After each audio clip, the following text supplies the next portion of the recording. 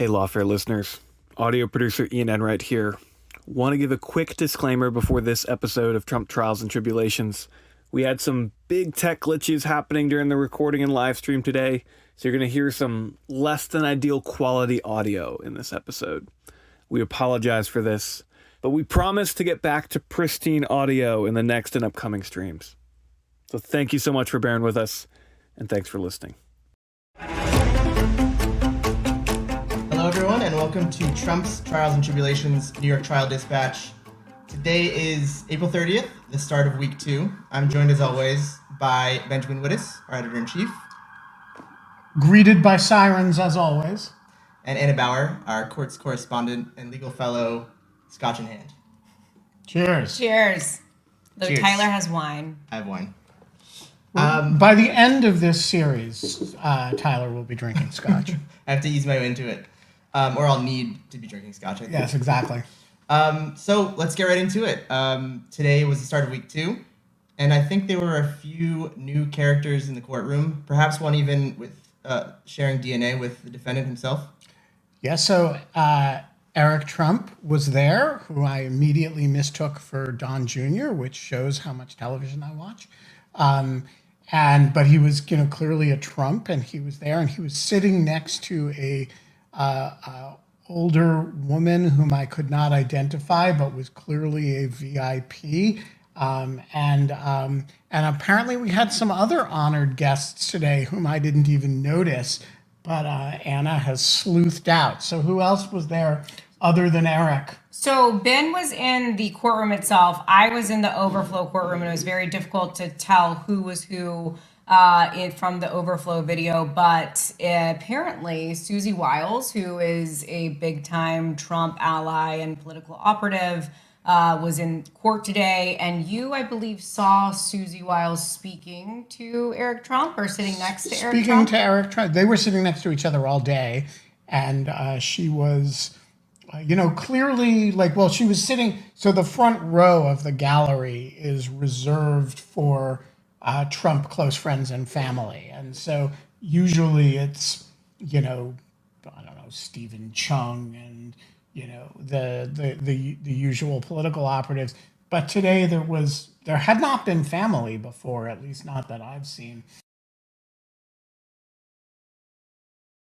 But today there was Eric Trump and Susie Wiles, and I hear there was somebody else too. Yeah, there was also Ken Paxton, who is someone who the former Texas or current Texas Attorney General. Excuse me, the current Texas Attorney General, impeached but not removed. Sound familiar? And before we jump into the action, I understand that there was not only these additions, but also another subtraction from the courtroom. Yeah. I have one question. Was the dog shirt to blame? The dog shirt was innocent. There was another eviction of a reporter.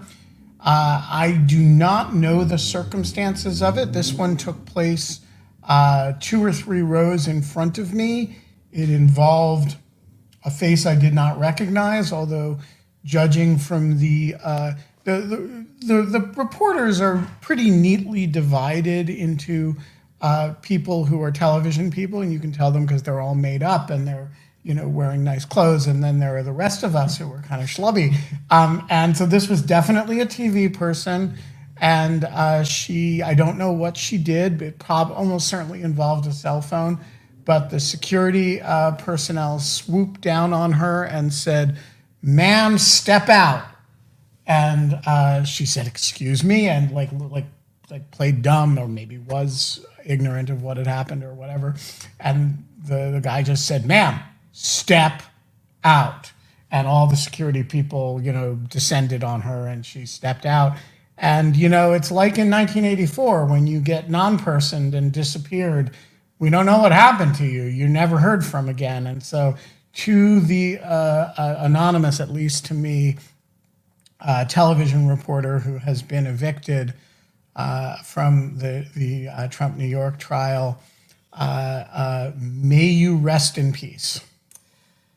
So for anyone keeping count at home, that's 2 reporters now ousted. We're dropping like flies, but let's jump into the action. Anna, kick us off. Tyler, you can tell us a little bit more about the written order because But before we do, I have a bone to pick with some people on Twitter, which I'm not on anymore, because I heard while we were walking over here from one Anna Bauer that there were a bunch of people on Twitter who were dragging her for not reporting what was in the order that Justice Merchan issued, because apparently there was some choice language there that she left out, and there were people were asking, why are you suppressing this?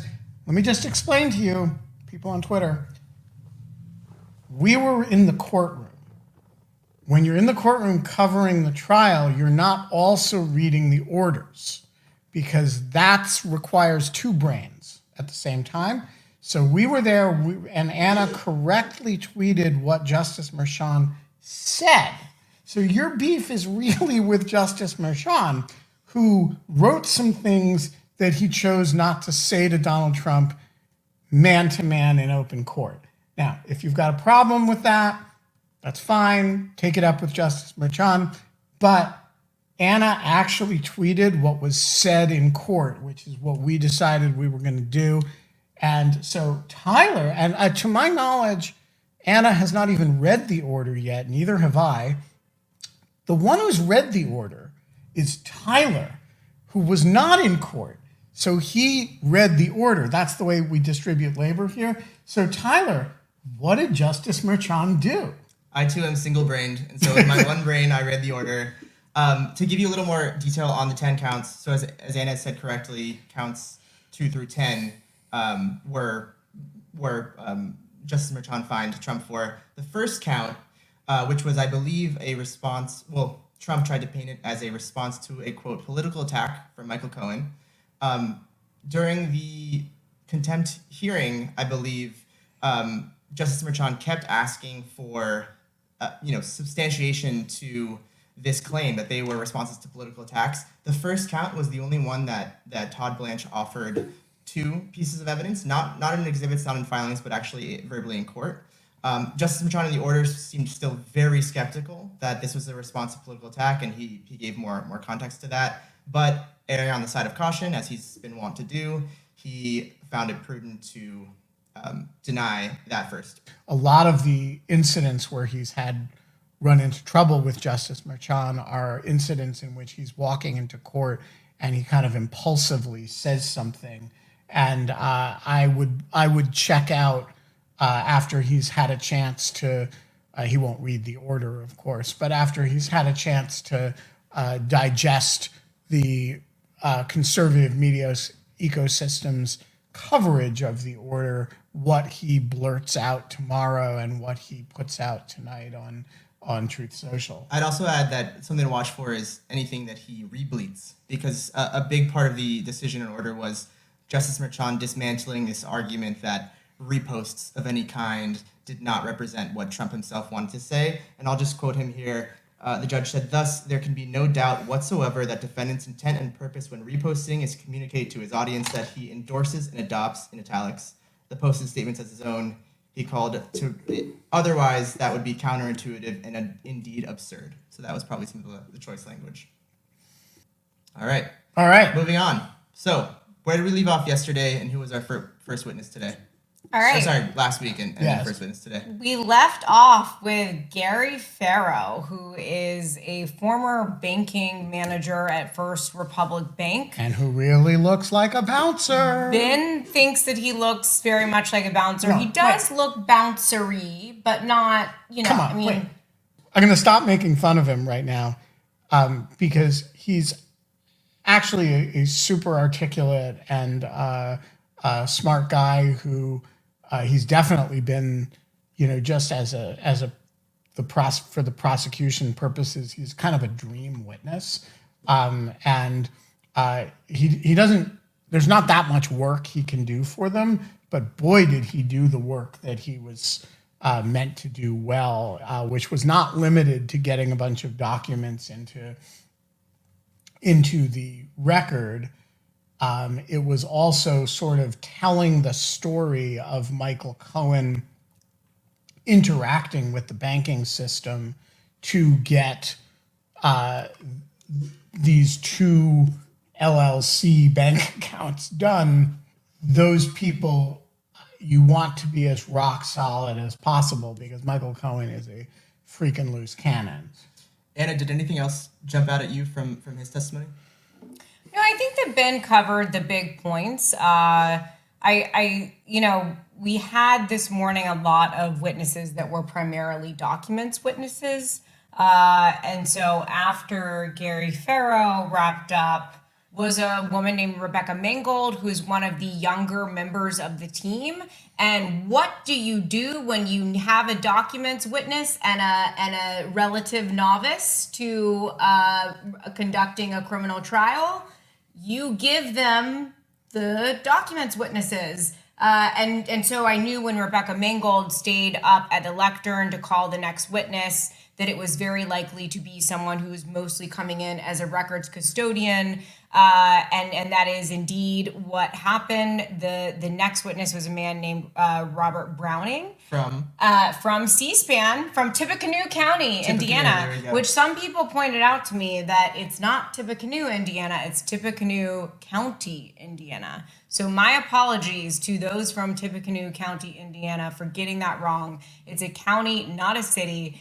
And so we got the C-SPAN director of archives who came in to basically just authenticate some videos that the prosecution wanted to get into evidence, which is interesting because it indicates to me that the defense did not stipulate to just, letting these videos come in.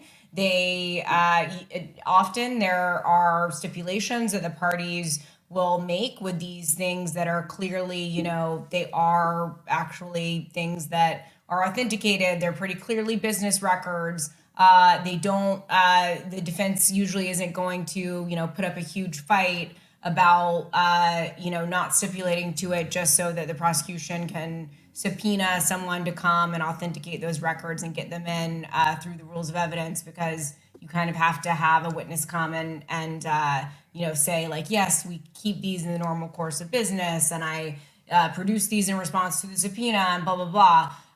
But nonetheless, the jury did sit through that process, and I think it was 4 videos from C-SPAN, or excerpts of videos that we got, and it was really brief ones. It was just like little snippets of a video. It's things like Trump saying, he's at speeches back in 2016 saying things like, I didn't know any of these women and they're all fake stories and that kind of thing. And then there's another video in which he described Michael Cohen, for example, as a friend and an excellent attorney. And so, Ben, what do you think the significance of those were? Yeah, so some of it was you can only entirely understand it with reference to what came next, right? Which is a witness who, from a court reporting firm, with the documents and video of his testimony in the E. Jean Carroll case, right? And so first they're showing him indignantly protesting these women who are saying they're all lying, they're all going to be sued, they're all, and then the next document, the next thing is him in in a deposition where he actually is sworn to tell the truth, in which he is, a little bit less bombastic about it, right? And but some of it is also that it shows, all of these are showing the level of panic after the Access Hollywood tape in the context of the campaign, just how much he actually felt threatened by this as an electoral matter. And I think that's so if you think about how this evidence is going to be used in closing arguments to the jury, they're going to be able to say, look, he went up there and, in all these things and lied his ass off. But he also turned around and paid them off, right? He didn't treat them the way you would treat people who were simply, I think like some of it was, is that there's a radical disjuncture between the way he presented himself in in in these rallies where they're all lying, they're all going to get sued. I've never met any of them. And by the way, they've already presented evidence that Stormy Daniels was at Trump Tower, right? And they've already presented evidence that he's said of Karen McDougal that she's a nice girl, right? And so I do think this is setting up a close that is contrasting the evidence as presented in court with the things that he was saying. But the second thing, and perhaps the more important thing, is just showing how panicked they were in the last few days of the campaign after the Access Hollywood tape, such that they would pay people off, such that they would do quite reckless things like, say, pay people off and then create a weird scheme to falsify their own business records to cover it up. And how did the defense deal with this narrative? It didn't, not at all. So it did not seek to lay a glove on the old gentleman who's the archivist from C-SPAN. They did not seek to lay a glove on. They barely tried to do anything with Mr. Farrow.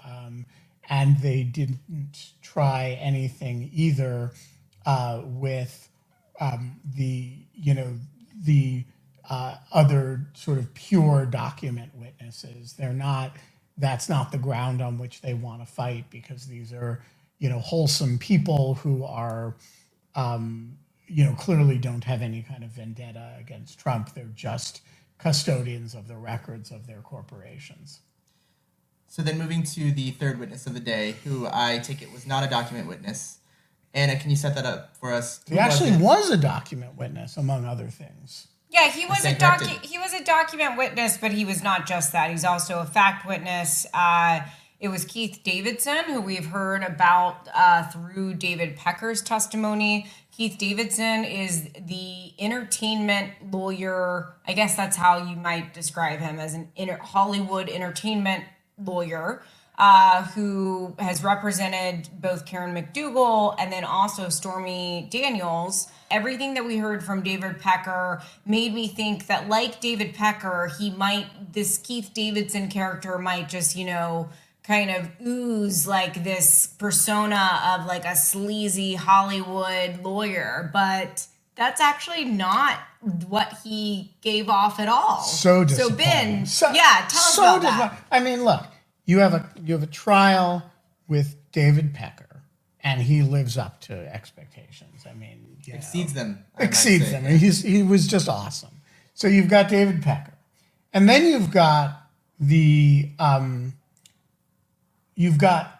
I've never been to a trial where you've had one lawyer who cuts deals for more than $100,000 for not one, but two people who claim to have had sexual liaisons with a aspiring president of the United States, one of whom is a porn star and the other of whom is a Playmate of the Year. And they're represented by the same lawyer, right? And so you assume that this guy must be the most deliciously sleazy person this side of David Pecker. And he's not. He's just an LA lawyer, does a lot of personal injury work, seems to have had some relationships with people who were connected to these people, so he represented them, and he was kind of boring.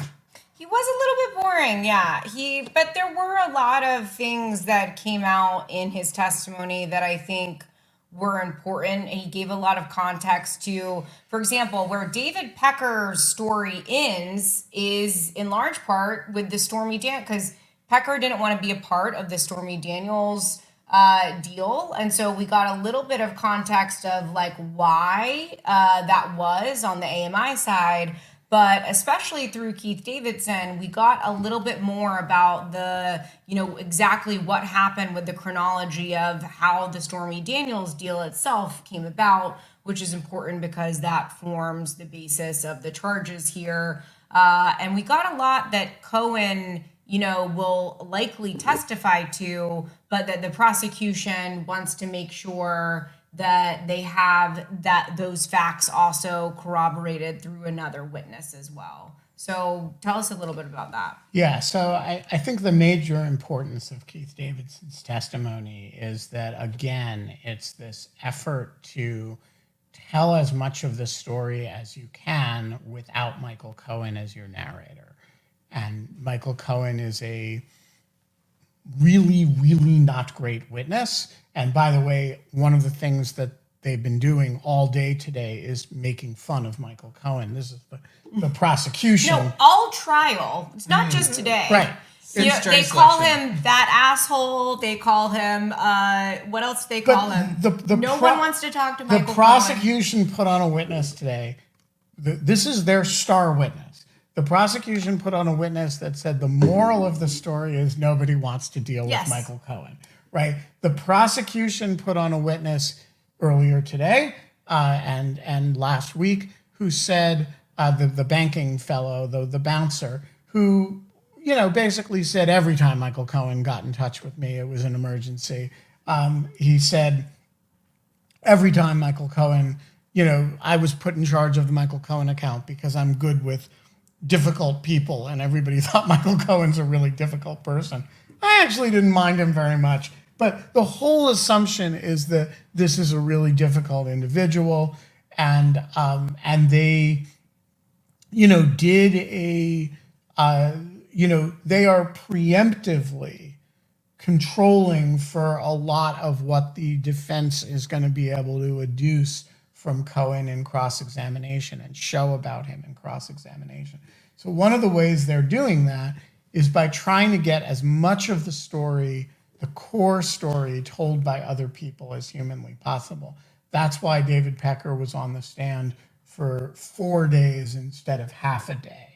That's why Keith Davidson is there not just to introduce a bunch of emails and text messages that he has with Michael Cohen and with the one Dylan Howard, who is the witness who I most regret that because of a spinal injury in Australia, he is not going to be able to testify. A spinal injury in Australia. Look, Michael Cohen, they have thought hard about how to tell as much of this story as possible through the people who are interacting with Michael Cohen rather than through Michael Cohen himself. And by the way, ditto Stormy Daniels. A significant part of the defense opening statement was all about how, these are people with vendettas against Donald Trump. These people who are monetizing their hatred of Donald Trump. These are people who's built their careers, right? So the less you can rely on them, the more you take the wind out of that. And so enter David Pecker, who's awesome. Enter Keith Davidson. Less awesome, right? And but that's why he got the prominence that he did. And, though a lot of people in the courtroom and in the overflow room did lose the will to live over the course of his testimony today, I actually think the prosecution got a lot into the record in an essentially, well, he hasn't had a cross yet, so we don't know how impeached it will be, but in a fairly credible fashion. And what they got was, first of all, that they got the client side of these deals. They got, which is important because the other side of the deal is now they have it from Pecker and they have it from the two women in question, or at least representatives of them.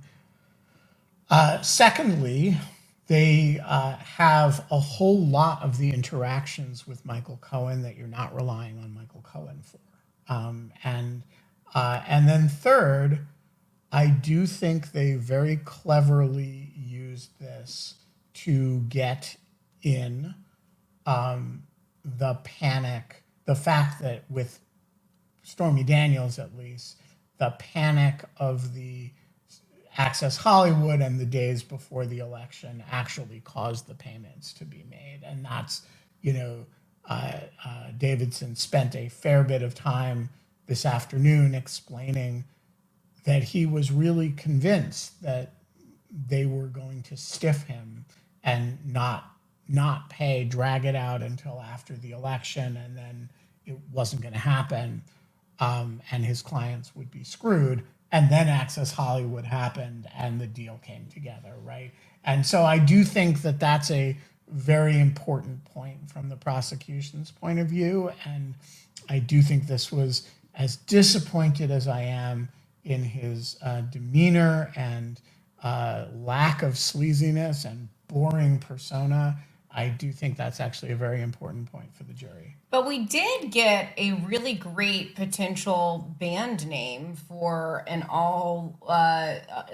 for a band that potentially could come together if the lawfare team, well, especially if the women in the lawfare office wanted to create a band. Keith Davidson had this text to Dylan Howard in which he was talking about this deal that Stormy Daniels, was it Karen McDougal or Stormy Daniels? No, it's in the Karen McDougal. It's in the Stormy Daniels part. They're in this intense negotiation. I'm sorry. No, it was Karen McDougal because it was ABC. ABC, yes, right. That's what it was. So she had a competing offer from ABC, and he said something. It was supposed to be of course it was a derogatory term, but it would be reclaimed in this circumstance, in which he says the estrogen mafia is after her, talking about, she's getting heavy pressure from the estrogen mafia. So look, but here's the thing, like this is why I say this guy is not a good sleazeball. If you were going to use a term like the estrogen mafia in your texts, and then your big claim to fame in your life is that you have to testify about it, don't apologize. He said he was very, own it, guys. Just more disappointment for Ben. David Pecker would have owned it. David Pecker would have been bewildered. Wrong with it. Would have been bewildered that anybody was confused or upset by it. So I'm not going to ask Ben this question because I think Thursday Ben only has to look forward to more disappointment with the witness. Anna, what are you looking forward to on Thursday when we resume court then? Well, look, we're going to see a cross-examination of Keith Davidson, which I'm very interested to see. David Pecker's cross-examination, we were quite critical of the prosecution in their cross-examination, and so we will see how they fare in terms of Keith Davidson's. We also have more direct examination as well because the prosecution is not done, though I suspect that it won't be that much longer until they're done. No, particularly because the end of the day, Josh Steinglass, the prosecutor who was taking the lead on this, really got his ass kicked. And he tried to formulate a question that would adduce from the witness a point that he really wanted the jury to hear.